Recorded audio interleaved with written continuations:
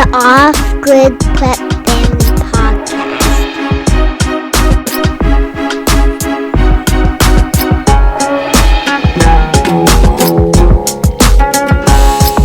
Good evening. It is episode 27 of the Off-Grid Prep Family Podcast. Tonight we're talking about radios. Ham radios, CB radios, all the weird things you hear on the radio and you're like, what are they talking about? Yeah, the other day we were talking about a podcast where during a flood our cell phones were just gone. It's non-existent. It's the first thing they take out. First thing they take out. Yeah. It's easy for them to take out. It's very easily controlled. Yeah. And we've been in lots of places where we've tried cheap two-way radios, and they don't work on our own land. Yeah. Like the trees get in the way. Yeah. So today we're talking about CB and ham. Yep. Before the first break, you probably have time to tell me what's the difference. You know, a ham radio stands for it's a long range radio, and it's an acronym for the initials of the three guys who invented it, the Hyman Almy Murray Station. I didn't know that until today. Okay, so it's not like short for like super awesome radio. But a CB radio is capped at 4 to 5 watts. Okay. So you can only go 5 to 20 miles without a large antenna. Mm-hmm. But a ham radio is capped at 1,500 watts. Right. So if you use a repeater network, you can boost your signal up to 300 miles.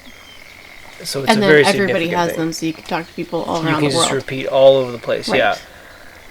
When I was a kid, growing up in sort of an agricultural area, all of the farm boys, they all had CB radios in their trucks. Yeah. Because every farm had an antenna. Mm-hmm. So they could like call mom. Using the antenna network. Yeah. When I was a kid, a little older than you at the time, I used to work out on rigs out in the middle of nowhere, and you could actually call the local telecom company. Okay. You could click your... From your CB radio? You could click your mic. I can't remember what the sequence was, but it was a certain sequence of clicks. It's like a little Morse code clickety-clickety? And it would call up and you'd get an operator. Oh. Just like dialing 0. And the operator, you'd say, I want to call this number. And I'd use it to call my girlfriend at the time. And we'd talk, and I'd talk over the CB radio like it was a cell phone. But of course, they've done away with that because it was free. That's awesome. It was free. Yeah, so if you had a CB radio, all you had to do was call the operator, and she'd connect you to a number. It was like old-timey telephones. That's epic. Yeah, and I don't you know the story. I'm sure. Yeah, I'm sure. Well, you were 8 at the time, so I'm sure that you could probably still do that, but they'd make it difficult. Right. Still, that's very cool. And I'm sure if anyone's got one and you've tried lately, let us know in the comments. Yeah. That'd be really interesting. Yeah, it was really cool. I didn't realize the value of that at the time. Yeah. It was a free cell phone. We didn't have cell phones either, so it was this was pre-cell phones. Back in the day. Mm-hmm. We need to take a quick break to talk about Major Mom's Ground Control. It's an all-natural insecticide and herbicide combined into one powerful spray. We were just admiring the destruction. The destruction of all the weeds in our yard and the bug-free ambiance. When you live in the country... And the woods in particular. And you go outside and there's not a single mosquito or black fly or horsefly... Yeah, and it doesn't... The peace. It doesn't kill the bugs. They just don't like it. The smell. Yeah. And they just go... They're still there. Like, if you go tromping into the bush, you'll get a bug bite, but... It's in the yard, so amazing. it's incredible. It's life-changing. If you can't go outside at certain times of the day because of the bugs... It's awful. Or you're, like, constantly spraying yourself with horrific chemicals. Yeah. Just spray your yard. Yeah. And it's not a horrific chemical. No, it comes from chrysanthemum. Yeah. Yeah, there's like chive and garlic and watching those weeds die, and it's very localized. Like I sprayed around your flowers, and the flowers are fine because I didn't because you have to like coat the leaves. You have to coat the leaf, yeah. Yeah, it's I found it's better with broadleaf stuff, but it killed those creepy vine things, those weird ground creepy things, and you really.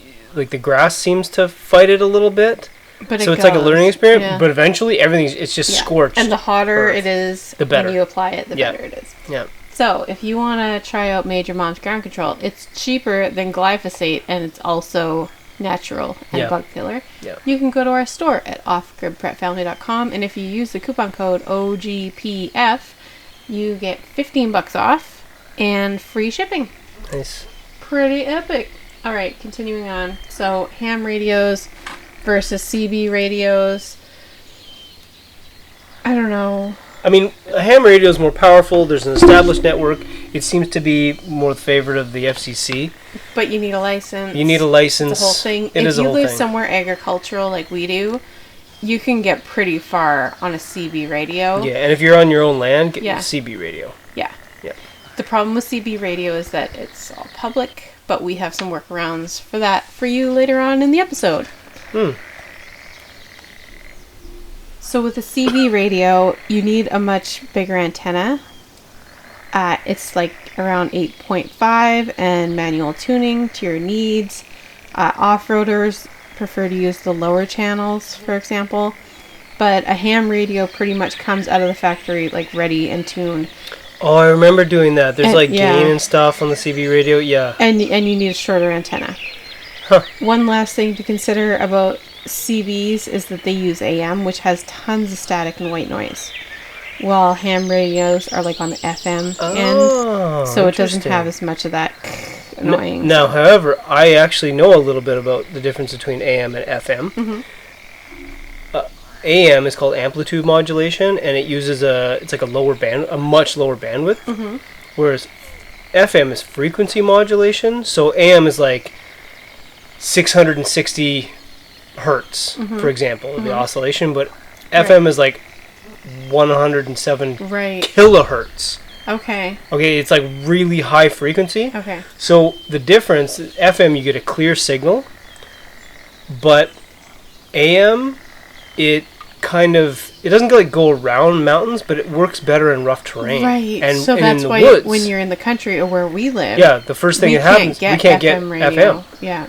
Okay. So that is interesting to know between the two. So CB radios use AM. So it's not so clear cut as to which one is best overall. It really depends on so many factors. Oh, your network and you are. Yeah. Interesting.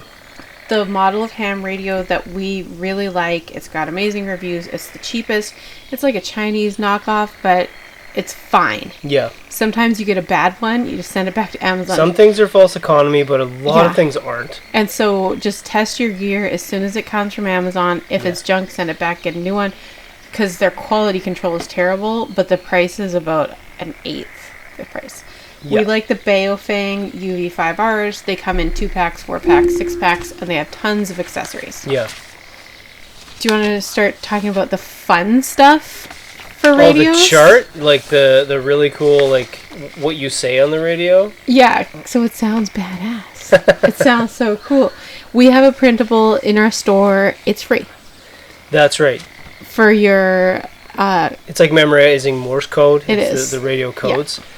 One of the things, when you're talking over open channel radios, which both of these are, you're going to want to come up with nicknames for everything. Mm-hmm. People, places, going to the lake house, which might just be your garden shed. Right, yeah. Like, everything has to be I'm not going to say I'm going to the post office. Yeah.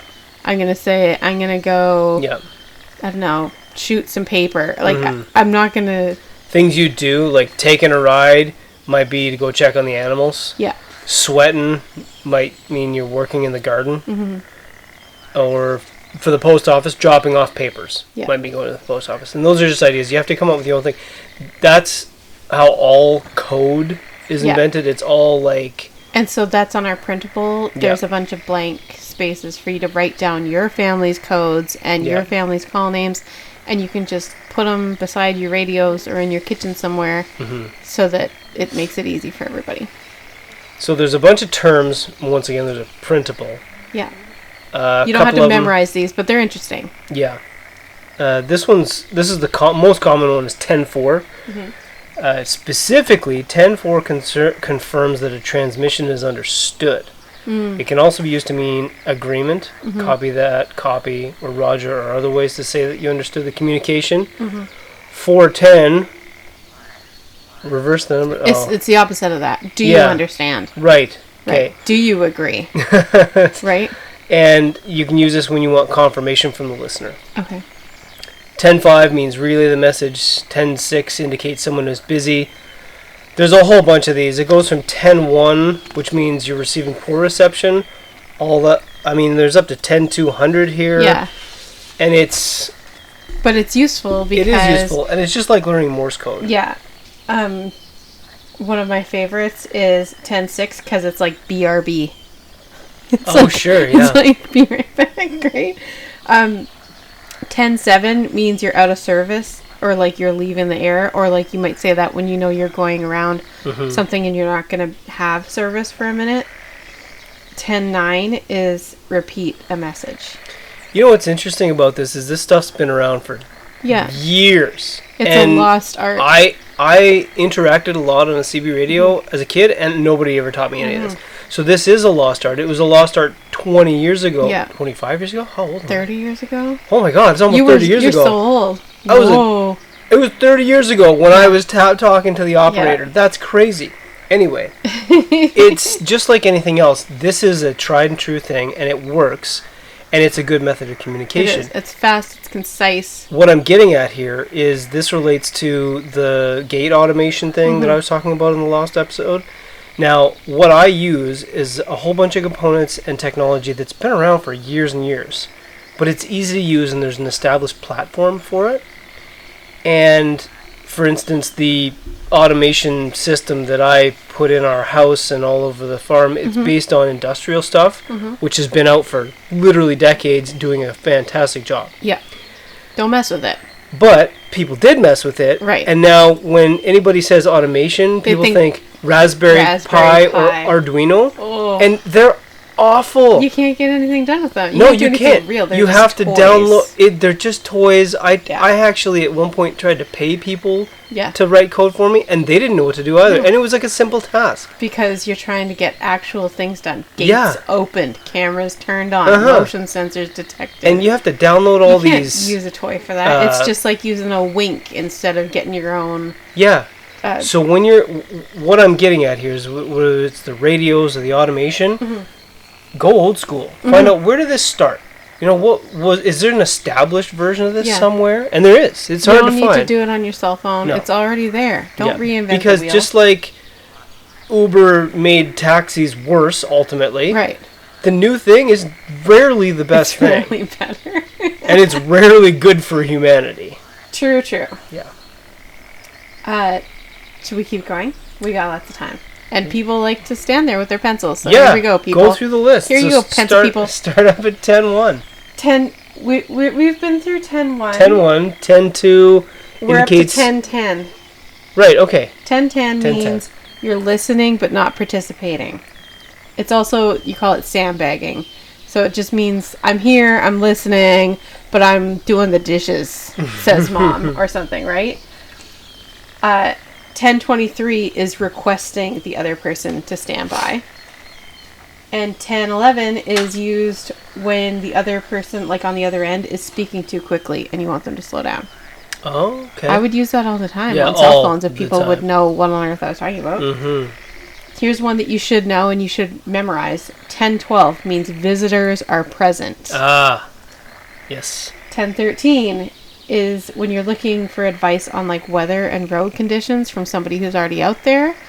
If you're on CB, you might just end up with a trucker or somebody who knows what they're talking about if you ask for a 10.13. 10.16 means make a pickup at ... and then you say your code word for post office, feed store, grocery store. Nobody needs to know your business even if they can hear you on the radio all day. Right. So you say 10.16 at old Fred's house. Right. Right? Like you don't give away all your info. Or any of it. And this was all way before what we all now think we're in some kind of information and privacy struggle. Like obviously people were in this. People were thinking of this already. A long time ago. 10.17 means urgent business. Yeah. 10.19 is everything is done and returned to base. Okay. 10.20, which is sometimes just 20, is for location, which this is one you hear that heard. On like what's your 20? Yeah, what's your 20? Yeah. It's like Tom Hanks. How many movies and shows have we seen in the last 20 years? 20. No. That people are talking on CBs and they don't use any of this stuff. No, because it's all just sensationalized. Nobody knows what they're talking about. You could 1021 means to call by telephone, which I don't know. It's like if it's something that you really don't want to say over the radio. Right. They're like, call me. Right. Yeah.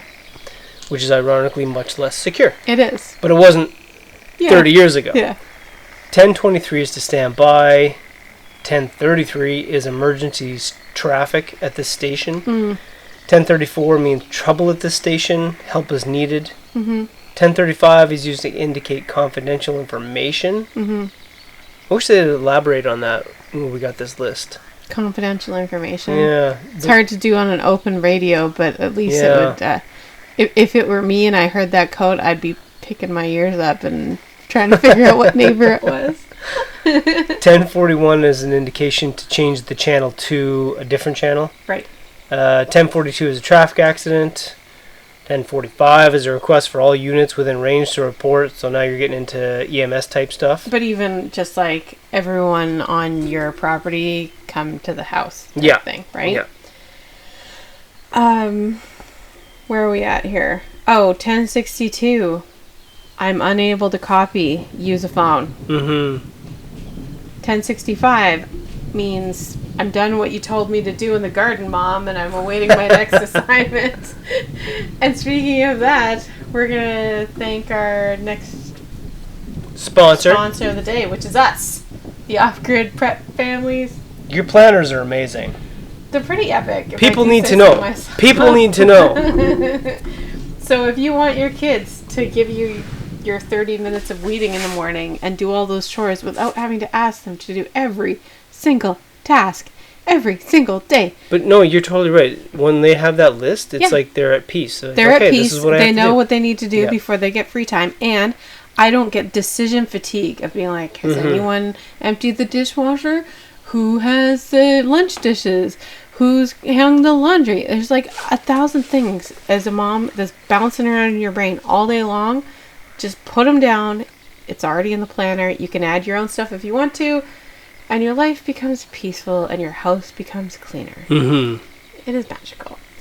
You can find the Off-Grid Prep Family Planners on our planners page at offgridprepfamily.com. Or you can download it yourself and print it yourself from our store. You save about half the price, but you're gonna spend that on printer ink. Probably. You are. That's gonna be a cartridge. It's 500 pages. Probably. So it's $15.99 on Amazon. Or it's probably, I think it's $8 if you download it. Yeah. So check it out. Moving on. 1070 means there's a fire. And then you say where it is. 1073 you hear a lot. The speed trap. Speed trap at ... Oh my god. See, when I was a kid, when we were kids. Yeah. Like, you would warn each other about speed traps, and it was like, and the cop would be like, damn, he got away. You do that now, you're gonna end up in jail. Yeah, if you flick your light at somebody, we're in a police state. We're in a police state of tyranny. It's insane.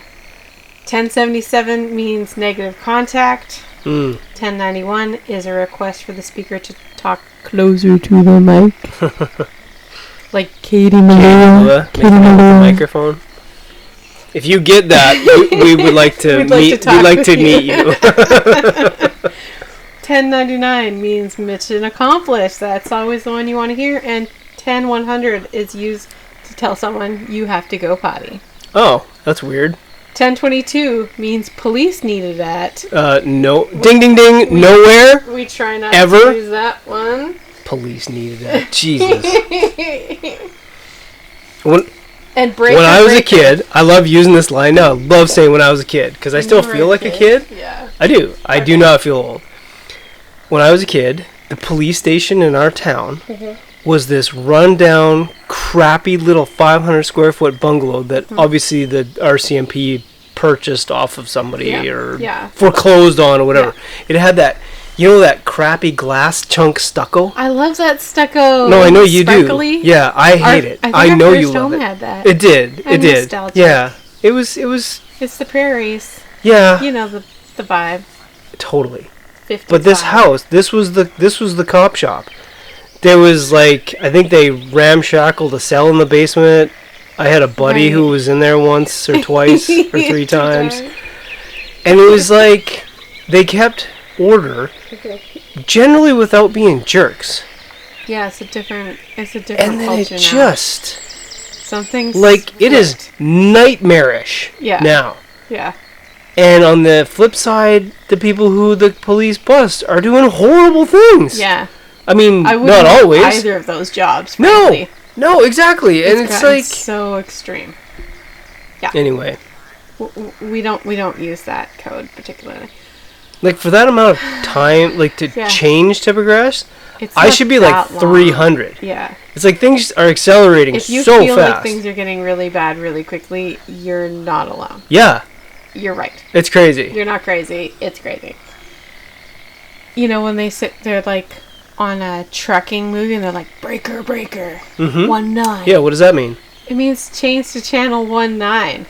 Oh, you say break or break breaker. 15 or break to, gotcha. You know, like when you change that channel.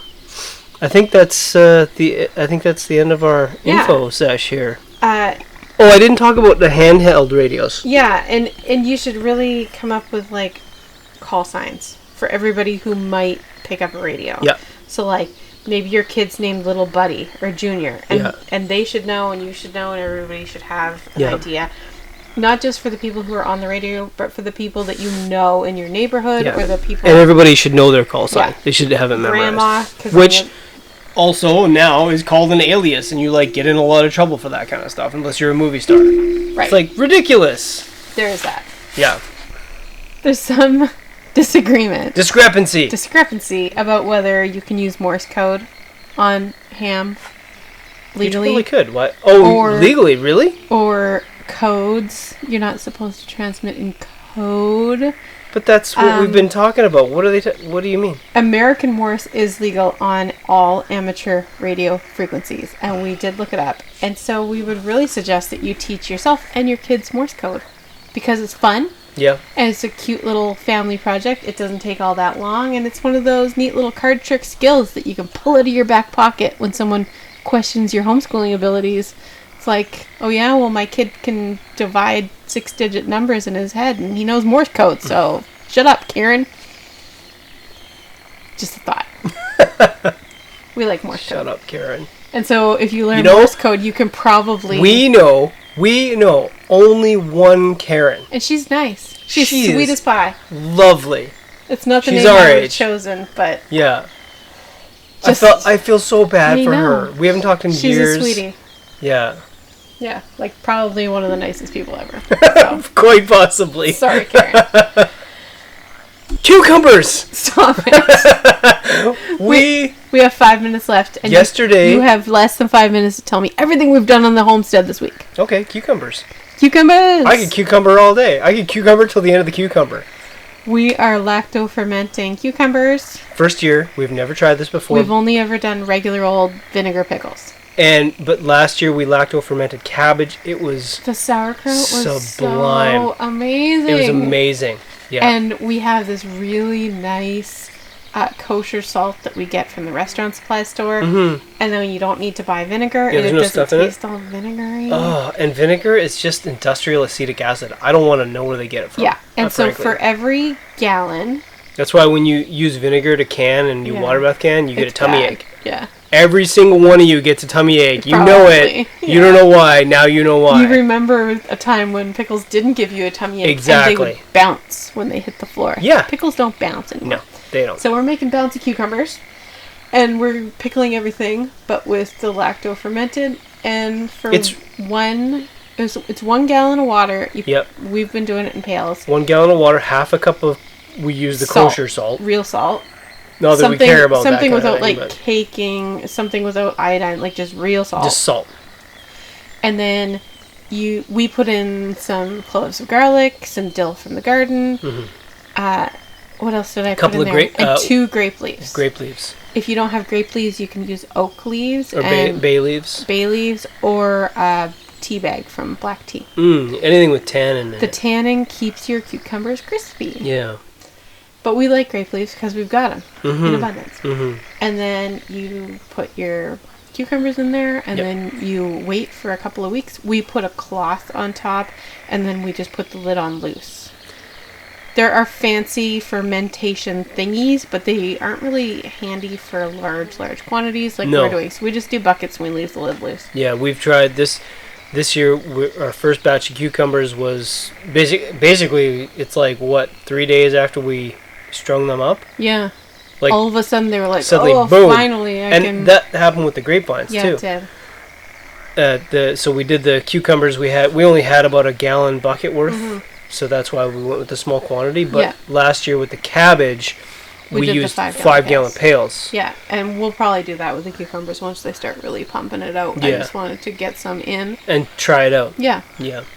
So right now we're doing them sliced, but eventually I'd like to just do them whole because I like the big cucumbers. Yeah. Yeah. Yeah, it'd be interesting to see the difference. Yeah. Because you get sliced pickles at the grocery store. Yeah. But once again, like so many things. It's not the same. Food has become something that you have to eat, but it like hurts. And everybody's experiencing this. Yeah, they're like, oh, maybe I'm lactose intolerant. Maybe I'm gluten intolerant. No, you're chemical intolerant. You're industrial poison intolerant. Yeah. What was that thing the other day? Joe Rogan. Right, remember? On his podcast. Yeah. He was thinking, maybe I'm not wheat intolerant. Maybe I'm glyphosate intolerant. Because all these people, they go to Europe and they eat carbohydrates for 3 weeks and they feel fine. Yeah. And then they come back to America. They try it. And the first time you eat a loaf of bread, your belly bloats up. It wasn't just carbohydrates for us, though. When we came back from Central America. We'll be vague. 'Cause it's a lot of sketchy places. We couldn't eat anything. Everything made us bloated. Because we were just used to like jungle fruit. Well, we were totally not vegan. We were raw food vegan when we got there. Raw food vegan, but we started eating meat because we were starving to death. Yeah. And by the time we got back, it was more of a paleo thing. Yeah. So we liked meat because it gave us energy and good meat. So we couldn't afford a lot of stuff. This was years and years ago. Once you get back to Canada, it's like, I can't everything's eat crazy like expensive, and I can't eat this food. Like salt. So we ended up doing a lot of deli meat. Yeah. And we just felt horrible. Yeah. And eventually we reacclimated over a process of years. Also, you get really cold. That's a whole other thing. But with regards to the food, the poison isn't all of the food. Yeah. It is intentional. I don't know why. I'm thinking at some point they decided that they like people to be poisoned and overweight. Maybe. I don't know why. Like everything else. Honestly, if it were me and I wanted to create a really successful family, which we have, and a really successful working race of people, I would combine giving them what they need with some structure. Just like raising children. And that would produce a very successful race. So I really don't understand, because you can't farm humans. You know? Yeah. Like, you put an animal in a cage, the best thing you can do with a farmed animal is trick it. Right? Like that cow and that goat, they don't know they're caged. But humans know they're caged. So is this all just an experiment? I mean, if it is, it's a really bad experiment. It's not going well. They're failing. Because in a successful farm, your animals are healthy. Right. So, I mean, don't try to make them sicker and sicker. Honestly, farm me. That means you have to feed me, you have to pick up my poop, you have to clothe me. But they're not doing that. No. And here's the weird thing. If it's eradication, that's easy. Just, like, drop some nukes. Yeah, like just get it over with, wipe the mess. So, the whole thing is super weird. I think you give them... quote unquote them. Oh no, I don't give them any credit. Way too much credit. Because there's a game plan. No, there's a bigger thing going on. Okay. I don't know what it is, but it seems to be working out for us when we prepare. When we prepare. And we think intelligently. It works out for us. Try to get out of the bubble and live freely. And it is. And it has worked out for us. We went through some really, really crappy times, as most people who think about prepping and living off the grid have. Yeah. And we feel your pain. We know you've gone through some stuff. Message us if you got any questions. We like the messages. Yeah. Thanks. Do you have a quote for us today? The quote is, "The only easy day was yesterday." That's from the United States Navy SEALs. Thanks, everybody. If you thought this was helpful, could you please share it on social media? We can always tell when you do. We get a big spike. And we really appreciate it. It makes a big difference. Have a nice night.